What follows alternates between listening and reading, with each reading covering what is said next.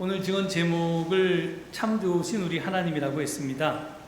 이 제목은 좋으신 하나님이란 그런 제목의 복음성가 가사에서 따왔는데요.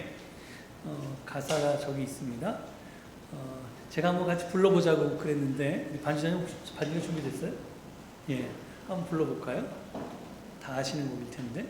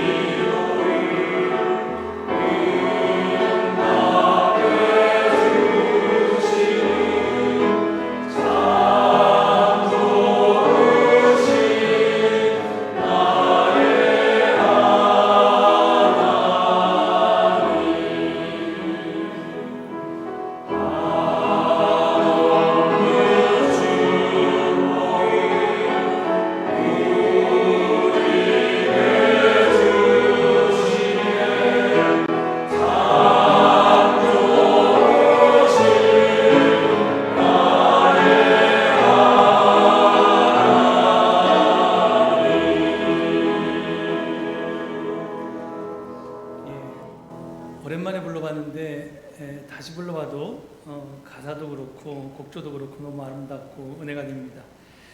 이 찬양 1절은 하나님을 참 좋으신 분으로 소개하고 있습니다. 그리고 이어진 2절과 3절에서는 왜 하나님이 참 좋으신지 그 이유를 우리에게 설명해 주고 있습니다. 우리 기도를 응답해 주시고 우리에게 한없는 축복을 주시기 때문에 하나님은 참 좋으신 분이라고 하고 있습니다. 그런데 여러분의 하나님은 그렇습니까?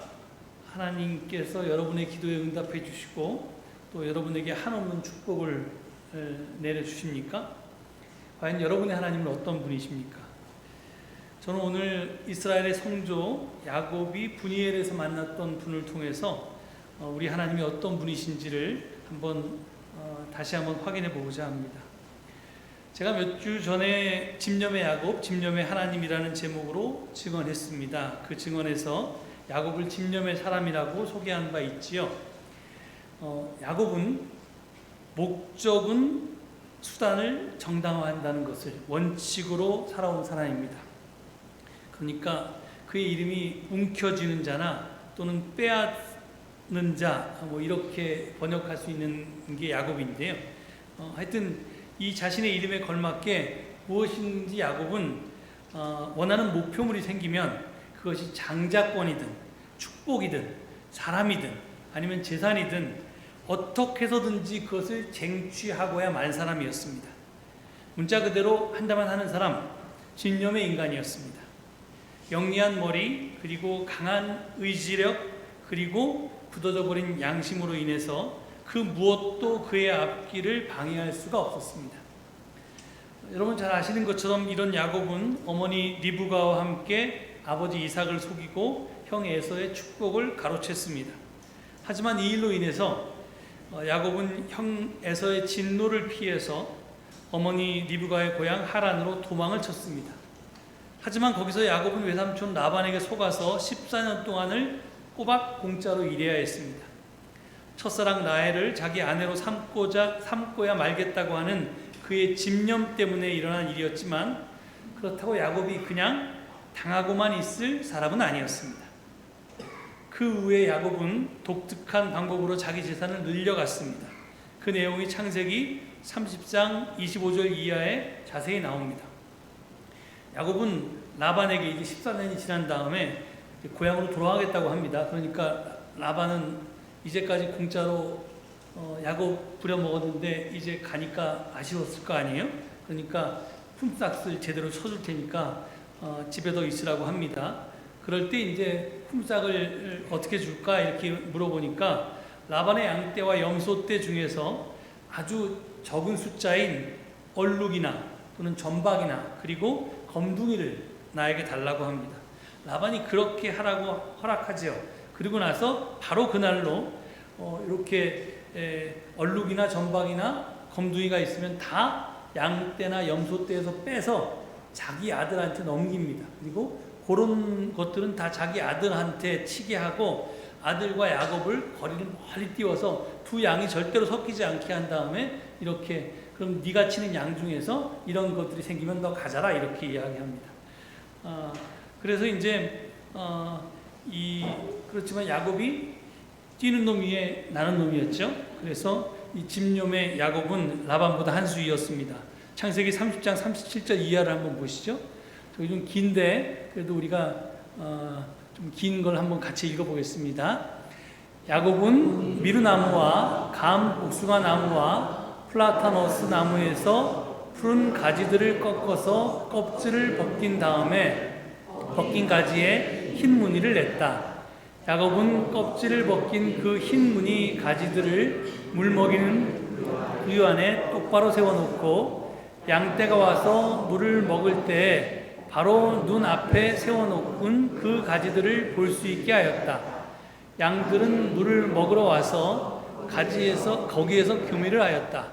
양들은 껍질 긴 그 나뭇가지 앞에서 교미를 하고서 줄무늬가 있거나 얼룩이 지거나 점이 있는 양을 낳았다. 야곱은 이런 새끼 양들을 따로 떼어 놓았다. 라반의 가축대 가운데서 줄무늬가 있거나 검은 양들은 다 가려냈다. 야곱은 이렇게 자기 가축대를 따로 가려내서 라반의 가축대와 섞이지 않게 하였다. 야곱은 튼튼한 암컷들이 교미할 때에는 물 먹이는 구유에 껍질 벗긴 가지들을 놓아서 그 가지 앞에서 교미하도록 하곤 하였다. 그러나 약한 것들이 교미할 때에는 그 가지들을 거기에 놓지 않았다. 그래서 약한 것들은 라반에게로 가게 하고 튼튼한 것들은 야곱에게로 오게 하였다. 이렇게 하여 야곱은 아주 큰 부자가 되었다. 야곱은 가축대뿐만이 아니라 남종과 여종, 낙타와 나귀도 많이 가지게 되었다. 예. 이게 정말 과학적인 방법인지는 제가 잘 모르겠습니다. 그렇지만 하여간 야곱은 이렇게 해서 부자가 되었습니다. 그리고 바로 그 일 때문에 라반에게서 미움을 샀고 결국은 고향으로 돌아가게 되었습니다. 하지만 고향으로 돌아가는 야곱의 발걸음은 금이 환영하는 자의 가벼운 발걸음이 아니었습니다. 야곱은 지난 20년 전 서둘러 고향을 떠난 후에 형 에서에 대해서 소식을 들은 적이 없었습니다. 어머니 리브가는 형 에서의 화가 좀 가라앉으면 사람을 보내서 너를 부르겠다 이렇게 약속했었는데 그동안 단 한 번도 고향으로부터 어떤 소식도 받지 못했습니다. 흘러간 세월이 에서의 분노를 얼마나 사겨 놓았는지 야곱은 알 도리가 없었습니다. 그래서 야곱이 또 머리를 쓰죠. 그래서 머슴들을 먼저 보냅니다. 그 내용이 창세기 32장 3절에서 5절까지 나와 있는데요. 한번 같이 읽어보겠습니다. 야곱이 에돔벌 세일 땅에 사는 형 에서에게 자기보다 먼저 심부름꾼들을 보내면서 지시하였다. 너희는 나의 형님 에서에게로 가서 그렇게 전하여라. 주인의 종 야곱이 이렇게 아뢰입니다. 저는 그동안 라반에게 몸부쳐 살며 최근까지도 거기에 머물러 있었습니다. 저에게는 소와 나귀, 양떼와 염소떼, 남종과 여종이 있습니다. 형님께 이렇게 소식을 전하여 드립니다. 형님께서 저를 너그럽게 보아 주십시오. 예. 글쎄, 장자권도 빼앗고 축복마저 빼앗았는데 내가 이렇게 부자가 됐다라는 소식을 형한테 알리는 게 도움이 될지 야곱이 좀 머리가 좋은 줄 알았는데 저 장면에서는 뭐 잘 이해가 안 가는 전갈이긴 합니다. 하여간 그렇게 이제 형님의 눈치를 살피려고 하인들을 보냈는데 여기서 보면 야곱이 지금 에서를 지극히 높여서 주인이라고 부릅니다. 이 주인이 개혁 성경에는 주라고 되어 있습니다. 주. 영어로 하면 로드지요. 그리고 자신은 종이라고 부릅니다. 지극히 낮추고. 그러니까 형은 지극히 높이고 자기는 지극히 낮춥니다. 아무리 예의를 중시하는 근동 지역이라고 하더라도 이 쌍둥이 동생이 쌍둥이 형을 이렇게 부르는 예는 없습니다. 새 번역은 형님께서 저를 너그럽게 보아주십시오 이렇게 번역했는데요. 이 구절을 개역 개정은 내 주께, 이 주가 에서죠. 내 주께 은혜 받기를 원하나이다 이렇게 번역해 놓았습니다. 그러니까 아주 극진히 형을 이렇게 높인 겁니다. 이런 극진한 전가를 보내면서 야곱이 마음으로부터 고대한 소식은 에서가 두 팔을 벌리고 자기를 환영하기 위해서 달려온다는 전갈이었을 것입니다. 하지만 머슴들이 다녀와서 전한 소식은 심장이 덜컥 내려앉는 것이었습니다. 6절인데요. 6절을 한번 볼까요? 같이 한번 읽어보겠습니다. 심부름꾼들이 에서에게 갔다가 야곱에게 돌아와서 말하였다. 주인 어른의 형님인 에서 어른께 다녀왔습니다. 그분은 지금 부하 400명을 거느리고 주인 어른을 치려고 이리로 오고 있습니다. 자기의 기대와는 전혀 다른 반응이었습니다. 에서의 입장에서 보면 장자권을 물려받은 야곱의 갑작스러운 출현이 어쩌면 장자권을 주장하기 위한 것이라고 생각할 수도 있고요. 또 나아가 에서를 종속시키기 위한 것으로 보일 수도 있었을 것입니다. 그래서 에서는 여차하면 전쟁이라도 벌이기 위해서 400명의 무장한 부하를 이끌고 야곱을 향해 달려왔던 것입니다. 이 말을 전해 들은 야곱은 더욱 겁신하고 또 걱정이 되었습니다. 자기가 지은 죄가 있으니까 형이 자기와 가족들을 몰살시킬지도 모른다고 생각했기 때문입니다. 그래서 그는 자기 일행을 세 패로 나눠서 먼저 선물을 보내고 식구들도 야복강을 다 건너게 한 다음에 그 다음에 자기만 홀로 남아서 밤새워 기도를 했습니다. 즉 하나님께 내 생명을 좀 지켜주십시오. 형으로부터 저를 좀 지켜주십시오. 이렇게 기도했던 것입니다. 그런데 그날 밤에 하나님께서는 어떻게 응답하셨습니까? 여러분 잘 아시는 것처럼 야곱의 환도뼈, 엉덩이뼈를 쳐서 다리를 절게 만드셨습니다. 한번 야곱의 입장에 대해서 생각해 보십시오. 살려달라고 기도를 드렸는데 오히려 자기 몸을 불구로 만들어 버렸습니다. 대체 하나님은 어떻게 야곱의 그 애절한 기도에 이런 식으로 응답하실 수가 있습니까? 그런데 다음 장면을 보십시오. 그 다음날 야곱에게 복수하기 위해서 형 에서가 칼잡이 400명을 대동하고 왔을 때 어떤 일이 벌어졌습니까? 동생을 죽이겠다고 폭력배들을 동원한 형이 동생에게 뛰어와서 그 목을 끌어안고 대성통곡을 합니다. 도대체 어찌된 일일까요? 어떻게 그런 일이 일어날 수 있을까요?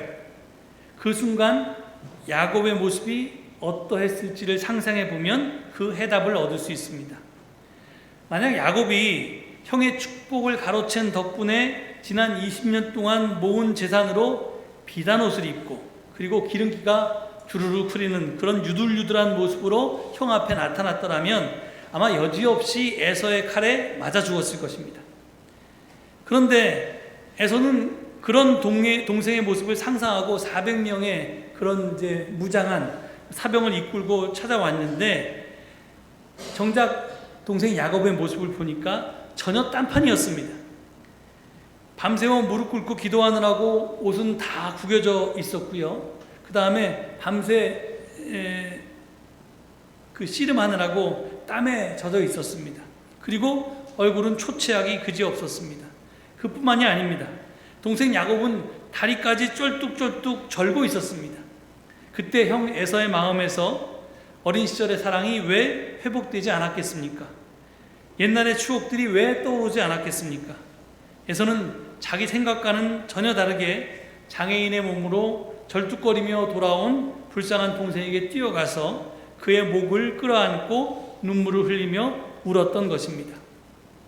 이렇듯 우리 생각과는 달리 다리가 부러져서 절개된 일은 고통이나 벌이 아니었습니다. 야곱을 살려주시기 위한 하나님의 은혜였습니다. 그렇습니다. 우리 좋으신 하나님께서는 때로는 우리가 건강을 기도할 때 질병을 주십니다. 합격을 기원할 때 불합격으로 응답하시기도 하십니다. 성공을 바랬는데 실패로 대답하시기도 하십니다. 믿음이 적은 우리의 눈으로 보면 이런 기도 응답을 도저히 이해할 수 없을 것입니다. 하지만 조금 지나서 보면 하나님은 우리가 구한 것보다 더 좋은 것을 주셨음을 깨달을 수 있게 됩니다. 제가 예전에 이 청원 기도에 대한 내용으로 설교를 하면서 그때 확신 기도라고 하는 걸 소개하면서 그때 윌리엄 헤이니스 2세라고 하는 의사 선생님이 쓴 우리가 함께 기도할 때에서 읽었던 이야기를 소개한 적이 있습니다. 이분은 사실은 심장 전문의였는데 우리나라 의사 선생님하고 달리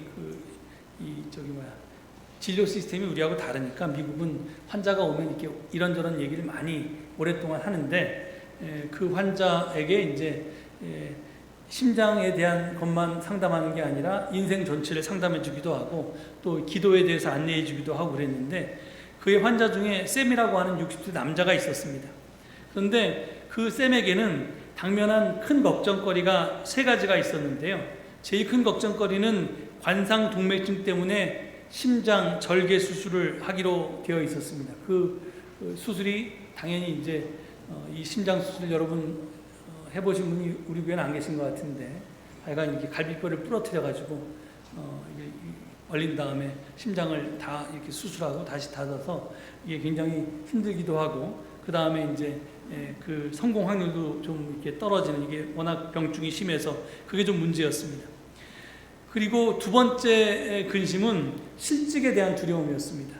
지금 그가 다니고 있는 회사가 더 큰 회사와 합병이 되는 것에 대해서 이렇게 진행 중이었는데 그렇게 되면 그는 직장을 잃을 가능성이 아주 컸습니다. 더구나 만약 그렇게 해서 직장을 잃게 되면 그는 나이가 60세였기 때문에 이제 아무도 그를 고용해 주지 않을 것이었습니다. 3번째 걱정은 의붓 아들의 이제 정신건강 문제였는데요.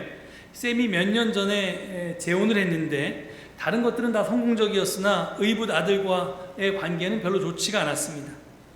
근데 이 3가지 기도 제목이 있다 이렇게 그 의사 선생님한테 말하고 그 다음에 이제 심장 수술 받은 다음에 몇 달 후에 그 진찰 받기 위해서 다시 병원을 찾았는데요. 그때 자기가 3달 전에 했던 기도가 몇 달 전에 했던 기도가 어떻게 응답받았는지를 그 의사 선생님께 간증을 했습니다. 먼저 심장 수술은 잘 되었고요. 그의 건강은 이제 정상이 되었습니다. 그래서 응답을 받은 거죠. 그런데 2번째 기도는 다른 식으로 응답을 받았습니다. 직장을 잃어버렸습니다. 하지만 그가 다니던 회사에서 그는 시간제 상담력 자리를 얻게 되었습니다. 그래서 시간에 얽매이지 않고 일을 이렇게 좀 쉬엄쉬엄 할 수 있게 되었습니다.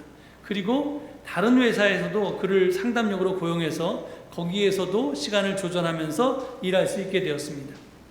결과적으로 그의 수입은 더 늘었고요. 여가도 늘었습니다. 그러니까 이 여가 시간이 느니까 그는 그 여가 시간을 의붓 아들의 사업을 돕는 일에 썼습니다.